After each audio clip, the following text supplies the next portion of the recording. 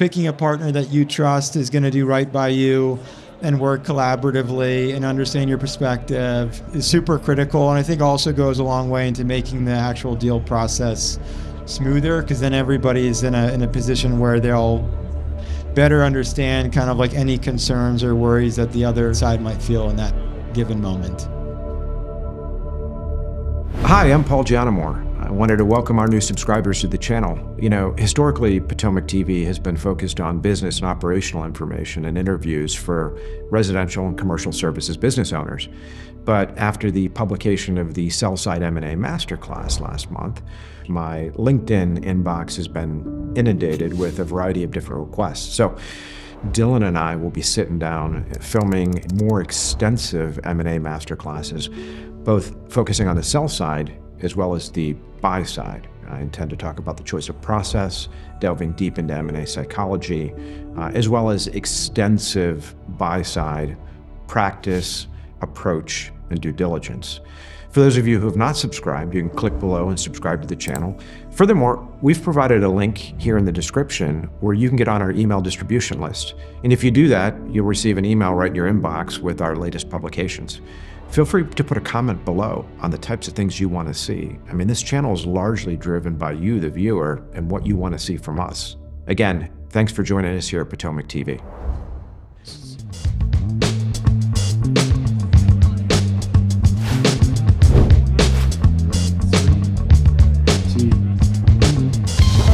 Kirk, it's a pleasure to have you here today.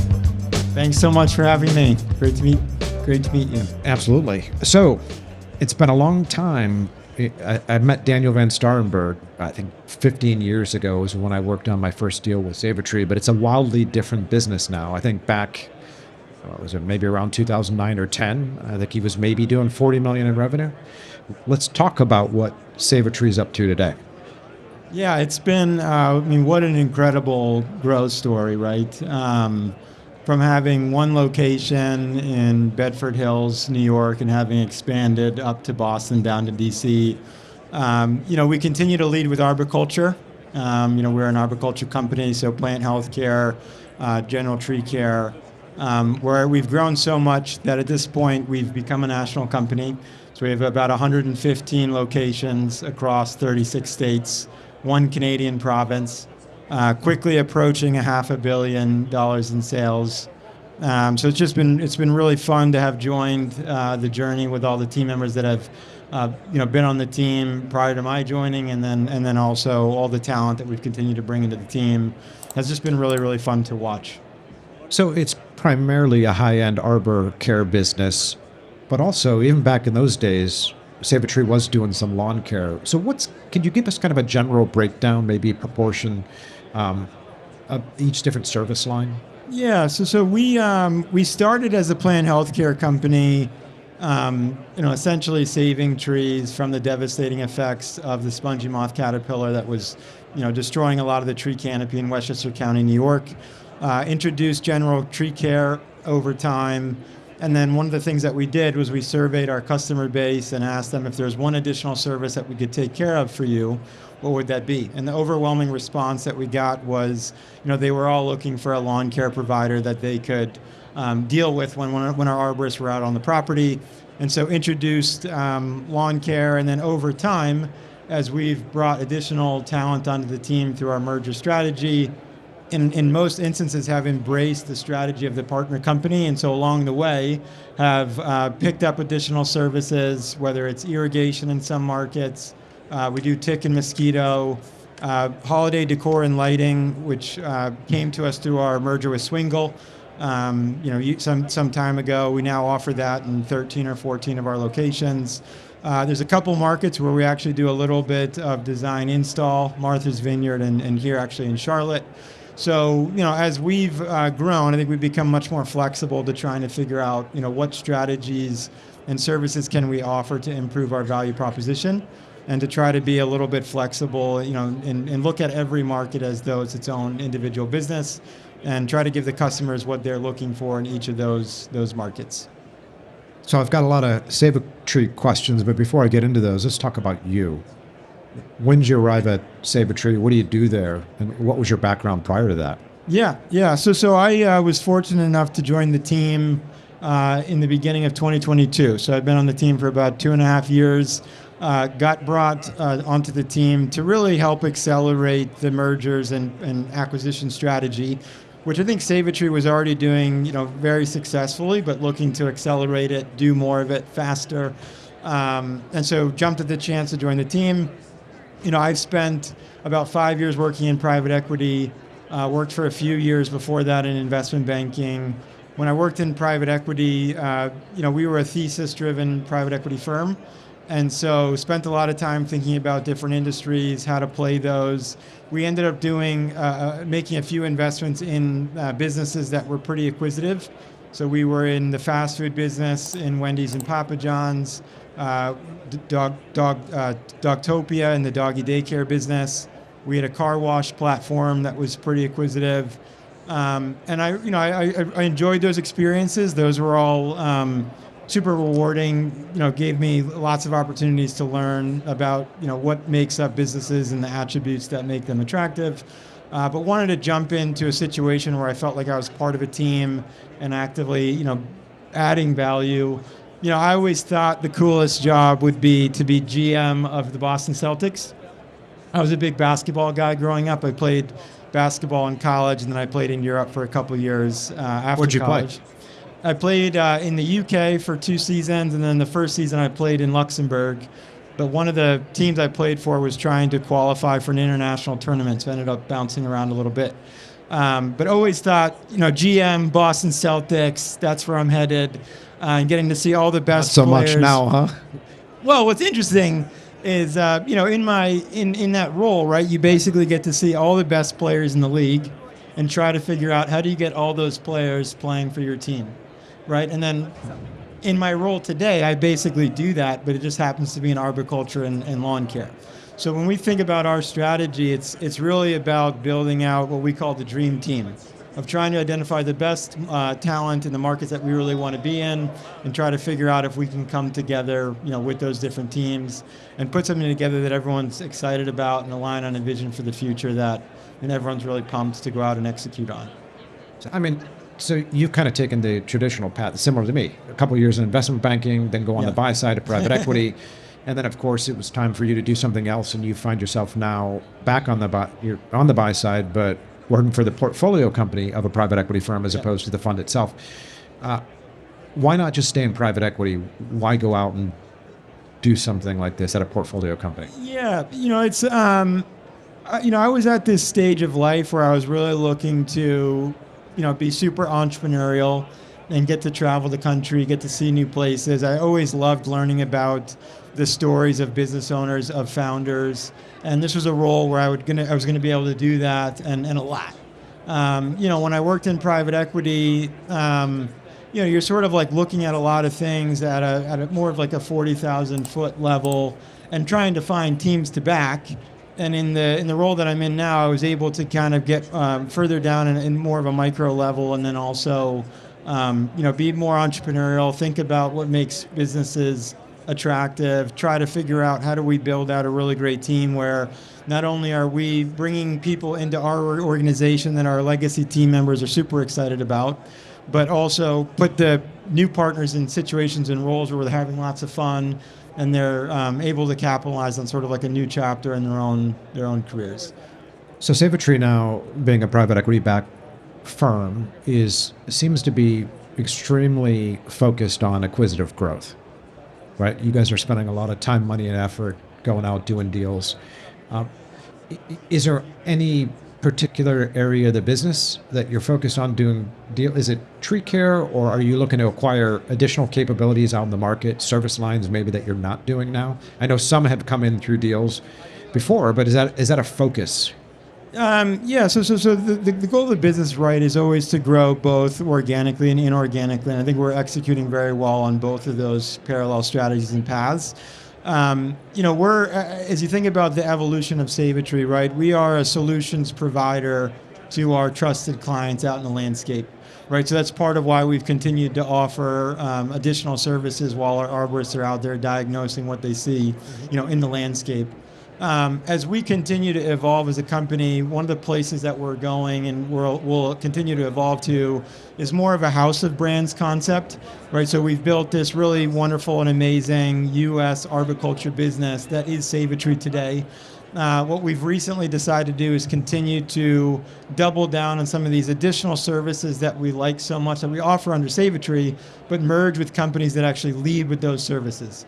So one of the spaces that we really, really like because of the recurring nature of the revenue and some of the dynamics that we have with our customers is the lawn care space. So we just about 6 months ago started building out a parallel strategy in lawn care where we'll start teaming up with some of the premier brands in the space across the country.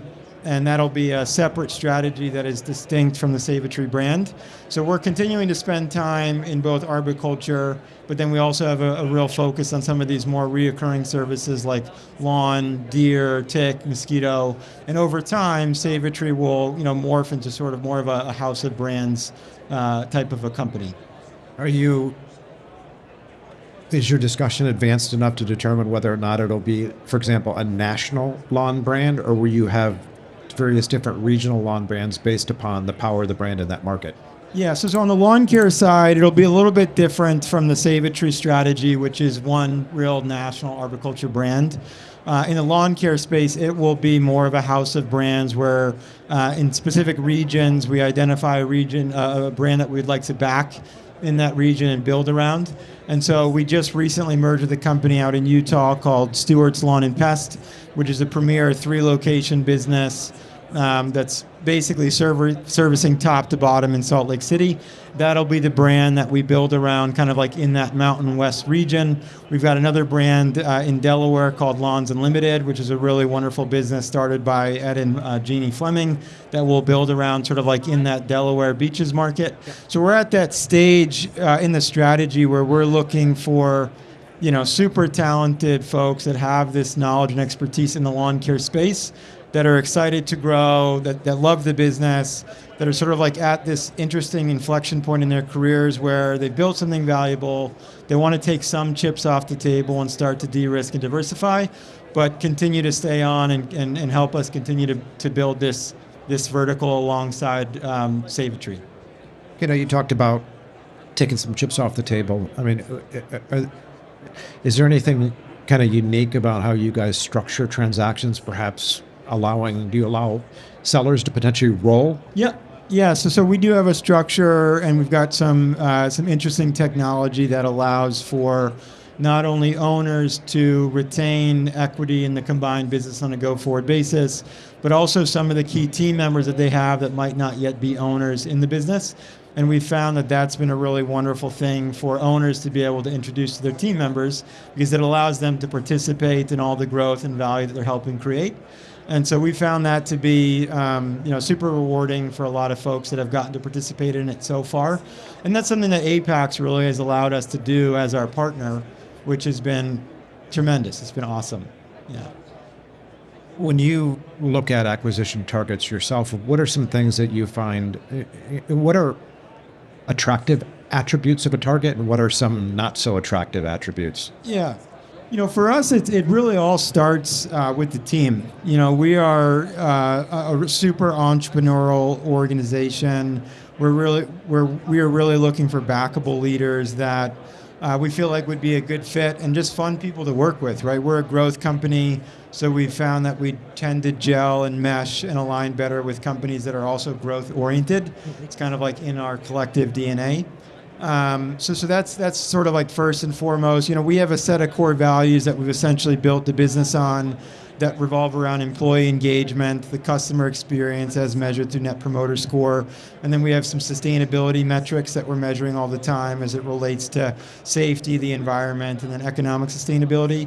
So for us, it's super important that we find companies where there's an alignment of values, right? When you're transacting with a company, it's a little bit like getting married.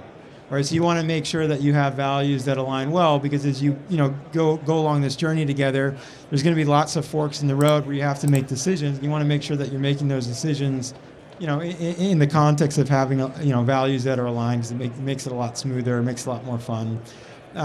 So aside from the team, Obviously we're looking for companies that have a really wonderful reputation for doing right by their customers. There's lots of different ways that you can measure that, whether it's customer retention rates or other KPIs. We're looking for markets that we see lots of opportunities for growth. We've built a pretty exhaustive infrastructure to be able to provide resources and support to all of the partner companies that we bring into our ecosystem after we make the investment.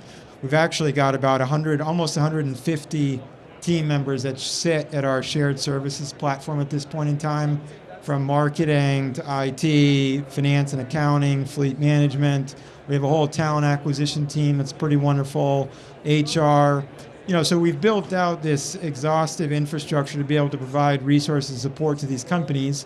So we also try to identify companies where if we feel like, they were just given a little bit more resources or more capital to be able to make investments that they otherwise might not be able to, they'll be able to take that ball and really run with it. So being able to find markets where there's lots of runway for growth is also another, key component. And then look, I think, our recommendation to, anybody that's kind of like considering the next chapter in their careers and they're thinking about a transaction, right? So everyone's got to be doing all the things to get your house in order, right? You got to make sure that you're in compliance with all the regulations, all the laws, make sure that your equipment is in good shape. All the things that, you can do that, if you were to go sell your house, right? Clean up the house, make it look good. Some of the stuff that I think are pretty much no-brainers, but. What about, when you look at the economic fundamentals of a target company, what do you think about from a top-line growth rate perspective? I mean, is there a company that might be growing too slow that you don't want to get involved in? Is any of them growing too fast? How do you look at that? Yeah, well, I think the rate of growth oftentimes is a function of the company's size, right? So small companies, I think there's obviously lots of an ability to grow 25, 30% a year. Larger companies that are more mature, need to get a little bit more creative about how you maintain that level of growth to make sure that you continue to be attractive to those potential suitors that are out there as you're thinking about a transaction. So it really kind of like runs the gamut. From an investment perspective for us, because we've built this infrastructure, I mean, we do merge with companies that are, sort of like at those stages of their life cycle where they're still growing very quickly. But we're not, shy to invest in companies that are a little bit slower growing because, it might just be a function of the fact that, the owners are having to make capital allocation decisions where they're just not willing to make some of the bets and take on some of the risk because all of the liability and all of the risk is on their shoulders. And in our model, there's lots of different partners in SavATree to bear that risk. And so we will, evaluate the risks of some of those decisions together and then align on a vision for the future that we're all excited about and then go execute on it.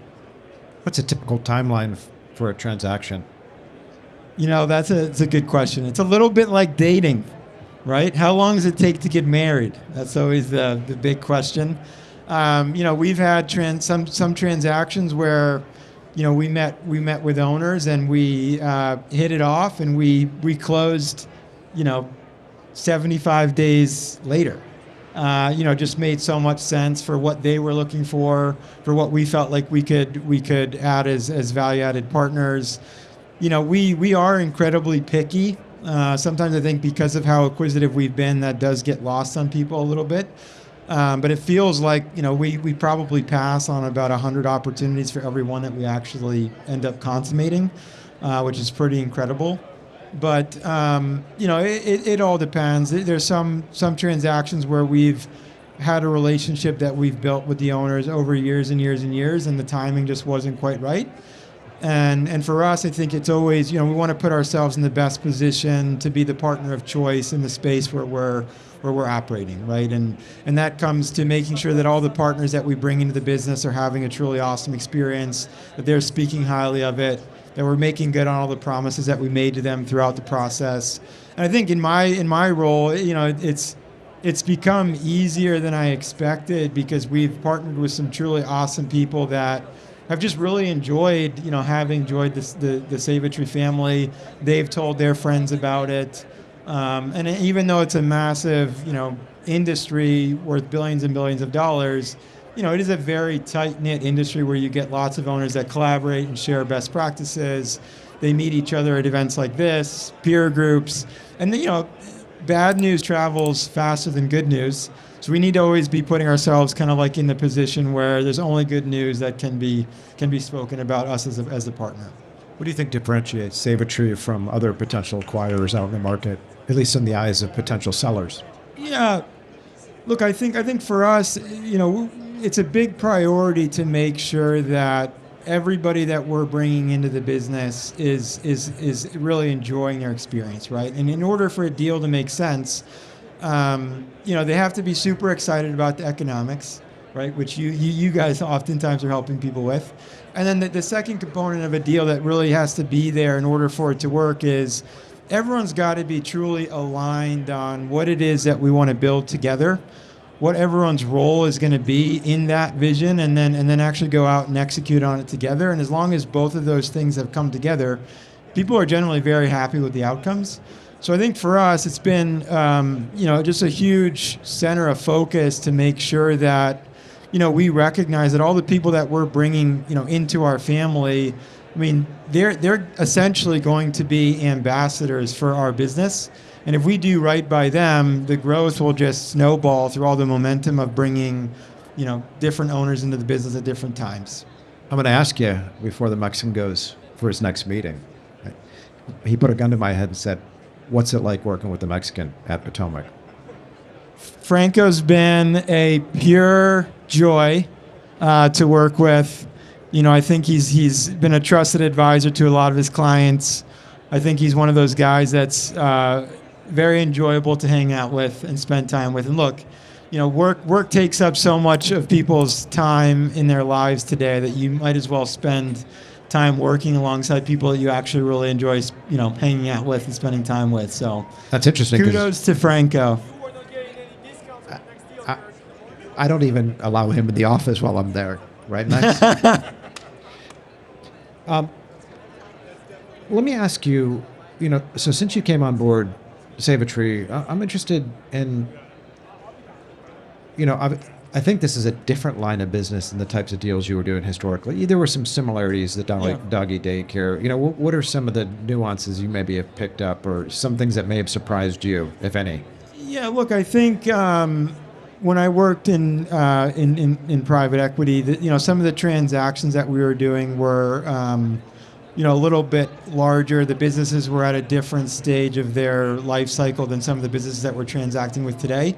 And as a result of that, the founders of those businesses weren't always still involved, right? And so a lot of the businesses that we merge with today, they're still founder-led. The business is that person's baby, right? So there's lots of emotions that go into the decision.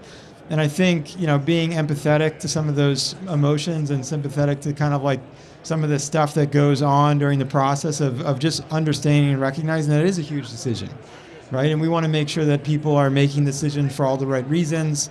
We're trying to make sure that we're also only getting involved in the opportunities where we feel like we can be a really great partner, right? There's lots of businesses that we've met and seen where they're great businesses, but if we don't feel like we can add value to them and have that owner, in 6 months, 9 months, 12 months say, wow, SavATree's been a truly wonderful partner of helping me take this business to the next level. And look, we're going to really have to think twice about whether or not we want to get involved in it, purely because, part of the equation about establishing a reputation as a partner is being able to add value and help it grow and all those things. So I think that's probably the biggest difference, is the companies that we're transacting with here at SavATree are just at an earlier stage of their journey than a lot of the companies that we were looking at when I was in private equity, that were doing $100 million of revenue and whatnot. Arboriculture specifically is a highly fragmented industry where there's lots of companies that are sort of like still at the earlier stages of their journeys. And that's part of why we've built out this infrastructure, is to try to help them, get to that $5 million level, that $7 million level, that $10 million level. Because as the business grows, the challenges that business faces are going to change, at every different stage.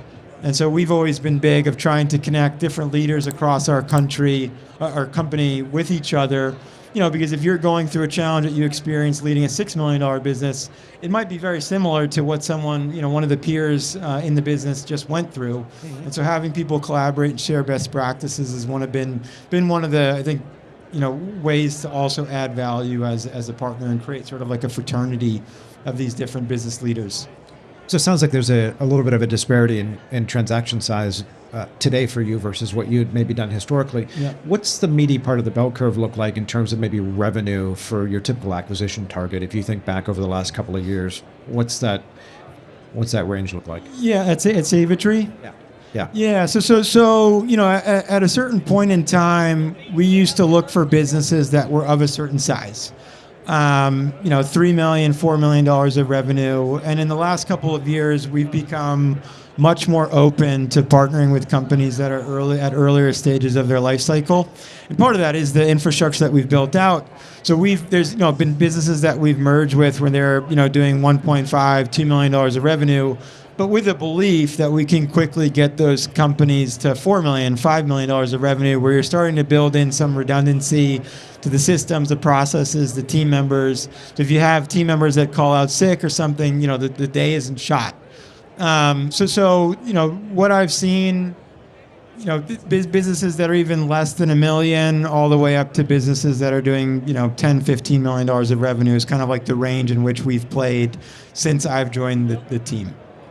Is SavATree an opportunity for sellers that really do want to get out, retire, and not roll equity and not have participation going forward?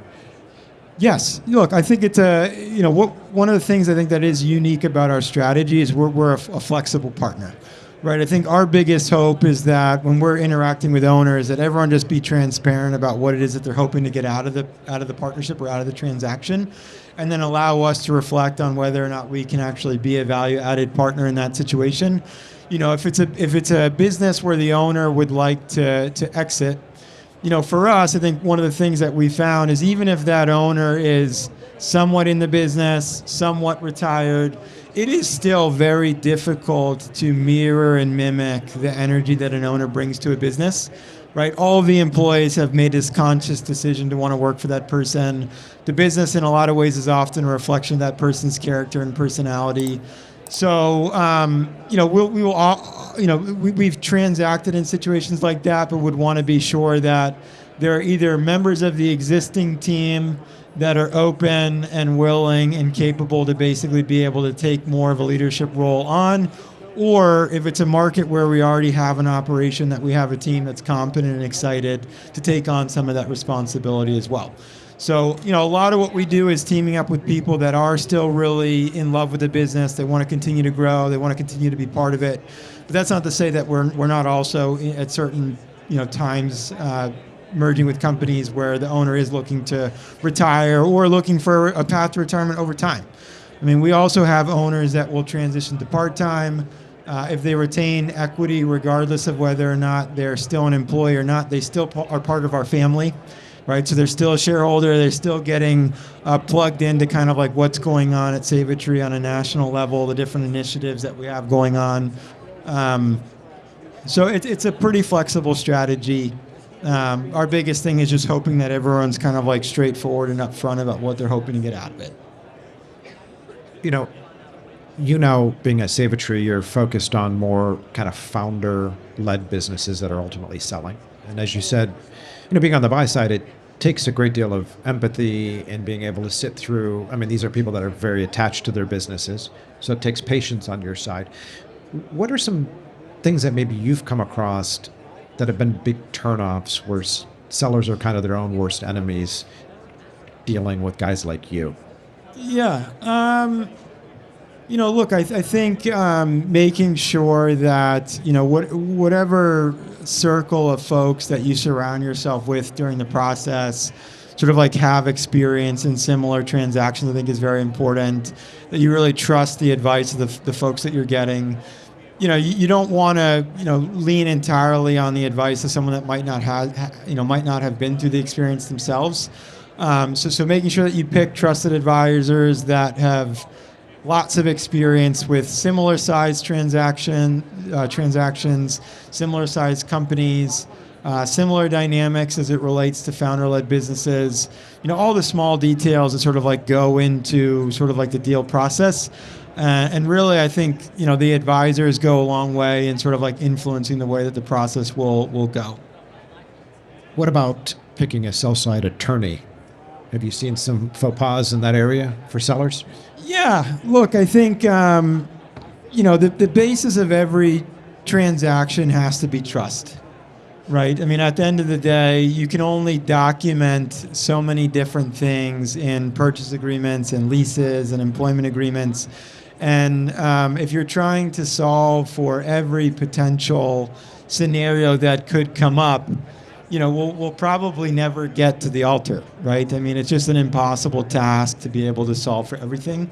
So I think that's why it's so important that you pick the right partner, because at the end of the day, you can't solve for everything in a legally binding document, and there are going to be things that come up after the deal closes that you're going to have to work through. And it's just kind of like an inevitable part of every deal. And so picking a partner that you trust is going to do right by you and work collaboratively and understand your perspective is super critical, and I think also goes a long way into making the actual deal process smoother, because then everybody is in a position where they'll better understand kind of like any concerns or worries that the other side might feel in that given moment. You've seen a lot of different business models, and of course you've seen a lot of businesses in this particular industry. What is some advice you could give to folks out there who are growing their businesses, some advice as to how to grow a bigger, better firm so they can ultimately exit at some point to a firm like SavATree?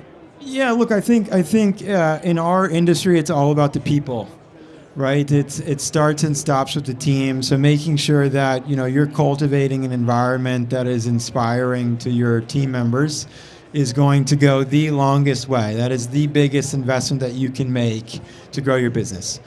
Creating the right incentives, putting out a vision that everyone's excited about, modeling a type of behavior that you would like to see your team members emulate in certain instances.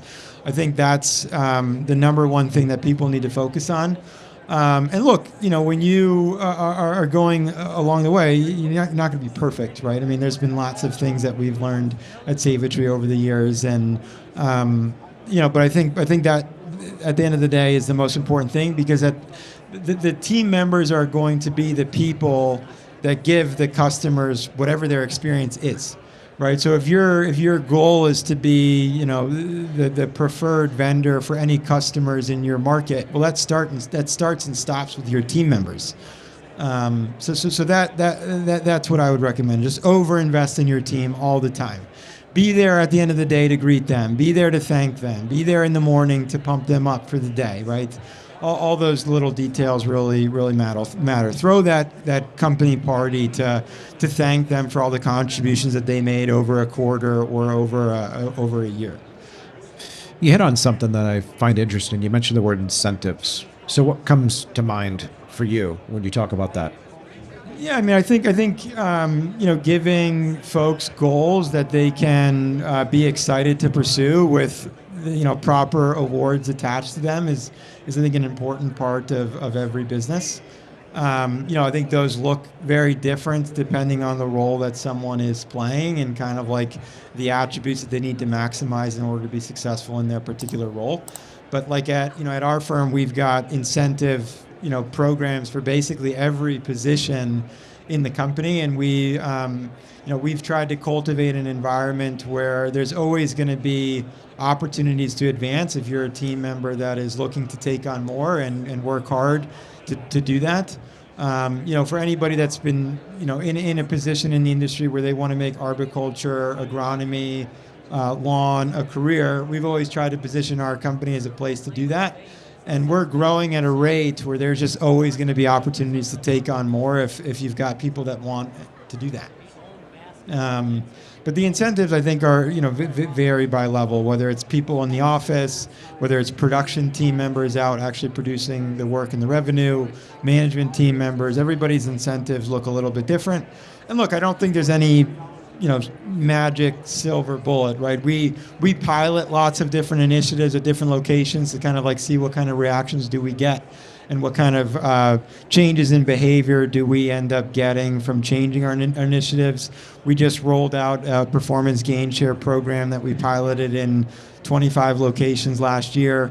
The results were super fascinating to monitor. But I think, also changing the initiatives as things feel like they're getting stale is also really, really important as well.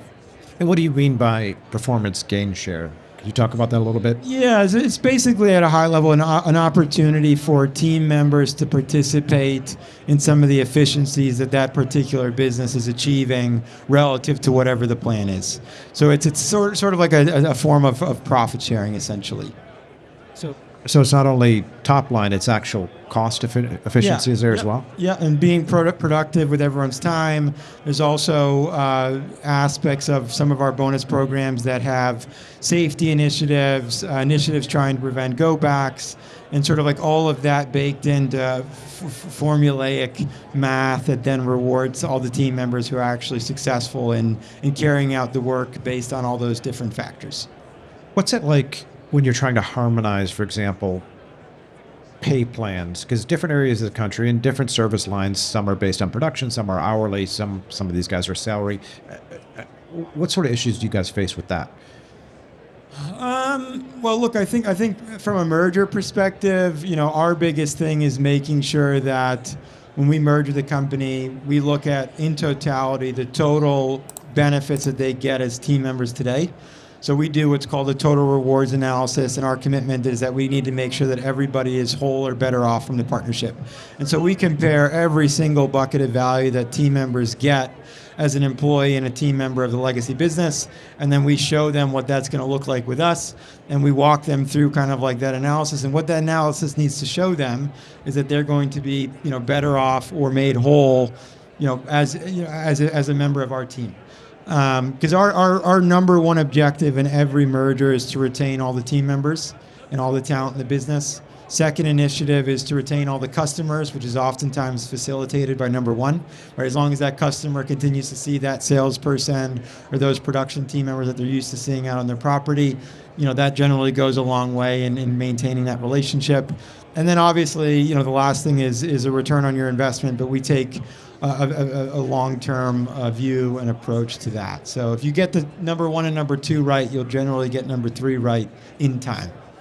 When you guys look at an acquisition target that you start to get serious about, do you build then an internal business case for future performance for that particular acquisition, and then you track that performance? Yeah, so that's something that we do collaboratively with the leaders that we're partnering with of the target company. So we always like to do 3-year growth strategy sessions with them, and we will literally whiteboard on a whiteboard the future state of what do we think is possible in this market. What do we think are some of the growth initiatives that we can experience together if we make certain investments? What are some of the challenges and roadblocks that we think might come up as we go along on our journey together? So this is actually a future state that we will come up with together. So that's, I think, another unique part of our strategy is it's not like we make an investment in a business and we say, okay, now you need to go grow 20% a year and improve your margins by 500 basis points. No. Our strategy is a collaborative strategy where we love it when the businesses that we partner with, have already developed a vision for what they want to accomplish, and then we can figure out, okay, what are the resources that we can provide them to help them get there either faster, in a way that's less stressful, in a way that puts less stress on the business. But those are some of the most fun and most rewarding meetings, and we will literally draw up the play together. And then as we get to different forks in the road where there's big decisions that we need to make, we will reference that whiteboard that we created together, and we have to decide, okay, what decision that we're making right now is going to put us closest to this outcome that we had decided 2 or 3 years ago that we all wanted to accomplish. So that's kind of like been our approach to it. I think it's worked really, really well. I think it's also gone a long way to making our new team members feel like they have this business that they can continue to really own the outcomes for. So that's kind of like been what's worked for us. That's great. I appreciate that. I guess in closing, Kirk, what's your What's the M&A department's plans for 2025 is upon us, right? It'll be a new year. What's kind of your high-level goals and objectives for the company?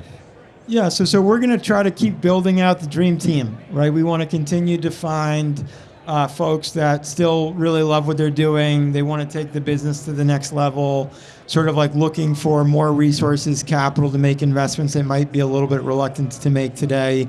We're going to continue to execute on our strategy in the arboriculture world, but you are going to see us with lots of more energy and momentum being oriented toward the lawn care space as we try to build out that new vertical and continue to find really wonderful people that have expertise in that industry that we can learn from. We can take all of the learnings that we've experienced having built SavATree what it is today in the arboriculture world and apply those learnings to this new vertical in lawn and find people that we can share those best practices with and collaborate with. So I think you'll see us continue to build out that dream team, continue to build out this new vertical in lawn care, and we'll continue to also add opportunistically some of these additional services that are reoccurring in nature that allow us to continue to do right by our customer, visit the property frequently, whether it's tick and mosquito, whether it's irrigation. You'll start to see us venture more and more into these different spaces as we continue to build out a house of brands. That's great. Well, listen, I appreciate you joining us today. Awesome. Thanks so much, Paul.